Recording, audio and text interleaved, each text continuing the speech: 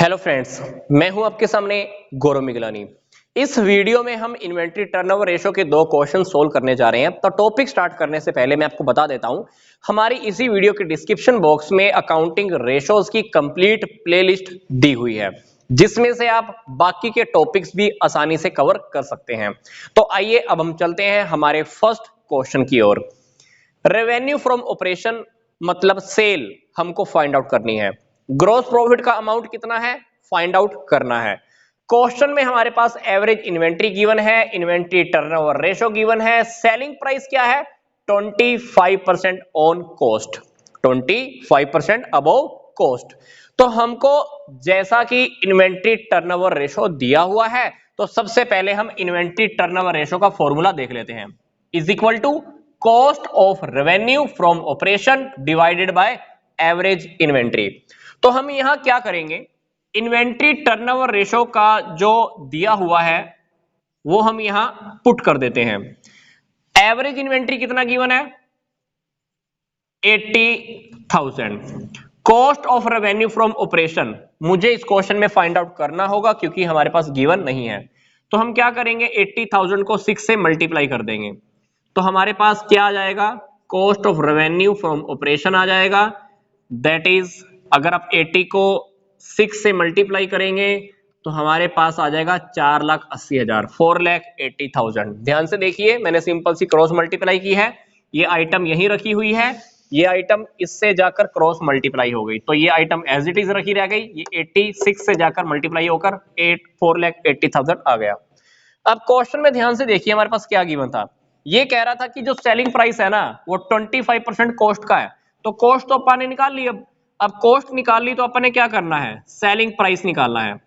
Selling price कह लीजिए या आप टोटल सेल की बात कर रहे हैं, रेवेन्यू फ्रॉम ऑपरेशन भी लिख सकते हैं हम, रेवेन्यू फ्रॉम ऑपरेशन लिख सकते हैं। तो सेलिंग प्राइस क्या बोला 25% ऑन कॉस्ट है, तो कॉस्ट अपने पास 4,80,000 आई। तो 4,80,000 के अंदर हम कितना ऐड करते होंगे 25%, ठीक है। तो selling price plus selling price कितना बोला इसने, selling price is equal to cost plus cost 25%, cost का 25%। तो आपा ने क्या किया यहां पर 4,80,000 लिखा, इसको आप सोल्व करके देखिएगा हमारे पास आ जाएगा ये 1,20,000। तो हमने यहाँ पे क्या किया सेलिंग प्राइस निकाल दिया, दैट इज 6 लाख रुपीज। मतलब हमारे इस क्वेश्चन के अंदर सेल कितने अमाउंट की हुई है 6 लाख की हुई है। अब आपके पास सेल 6 लाख की है, हमारे पास कॉस्ट कितनी है 4,80,000। तो मैंने आपको बताया हुआ है पहले ही कि सेल इज इक्वल टू क्या होती है cost of revenue from operation plus GP.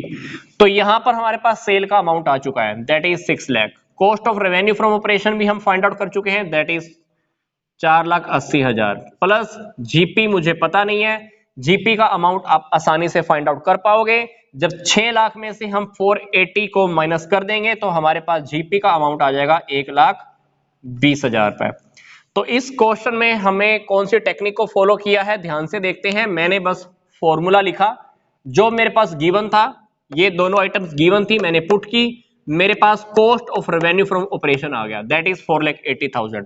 इसके बाद हमको क्वेश्चन में ये दोनों आइटम्स निकालनी थी और क्वेश्चन में हमको ये भी गिवन था कि जो प्रोडक्ट हम सेल करते हैं ना वो प्रोडक्ट की कॉस्ट के अंदर 25% प्रॉफिट ऐड करके सेल कर देते हैं। हमने क्या किया कॉस्ट फाइंड आउट की, 25% मैंने प्रॉफिट ऐड कर दिया दैट इज 1,20,000। तो कॉस्ट ये थी 1,20,000 का प्रॉफिट ऐड, तो मेरे पास आ गया 6 लाख की सेल।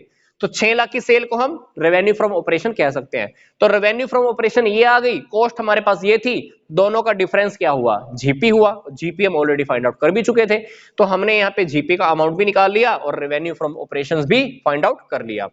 अब हम देखते हैं हमारा नेक्स्ट क्वेश्चन।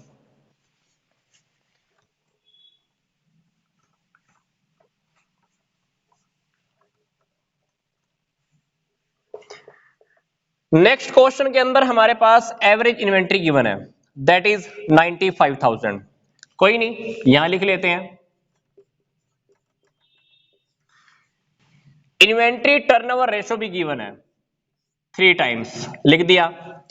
ग्रॉस प्रॉफिट क्या कह रहा है थोड़ा सा हटकर है, इस क्वेश्चन में तो क्या था कॉस्ट के ऊपर था। यहां पर ग्रॉस प्रॉफिट देखिए 25% ऑफ रेवेन्यू फ्रॉम ऑपरेशन है। तो हमको यहां पर थोड़ा सा क्वेश्चन थोड़ा ध्यान से करना होगा। तो हमने क्या करना है, बस यहां पर क्रॉस मल्टीप्लाई करना है। तो 95 को आप 3 से मल्टीप्लाई कर दीजिए, हमारे पास आ गया 2,85,000 rupees is equal to cost of revenue from operation.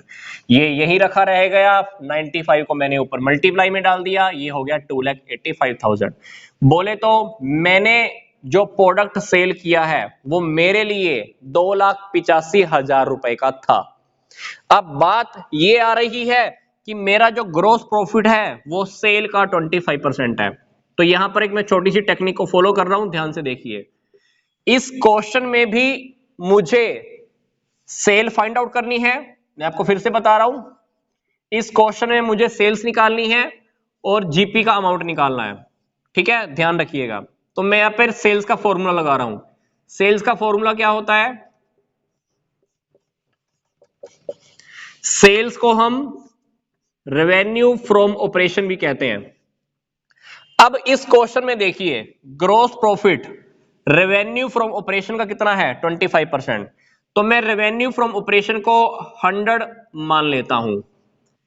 Cost of revenue from operation मान लो मुझे पता नहीं है परसेंटेज के अकॉर्डिंग, पर जीपी हमने कितना कंसीडर किया है, जो दिया हुआ है क्वेश्चन में 25% of revenue from operation. Revenue from operation मैंने 100 माना, कंसीडर किया है, तो जीपी कितना हो गया इस अमाउंट का 25%, दैट इज 25। तो cost of revenue from operation कितना माना जाएगा 75। सोचकर देखिए, मेरे लिए ये प्रोडक्ट 75 रुपए का था, मैंने 25 रुपए ऐड करके उसको कितने में सेल कर दिया 100 रुपए का। ये मैंने जस्ट एक इक्वेशन रेडी की है क्वेश्चन को सोल्व करने के लिए।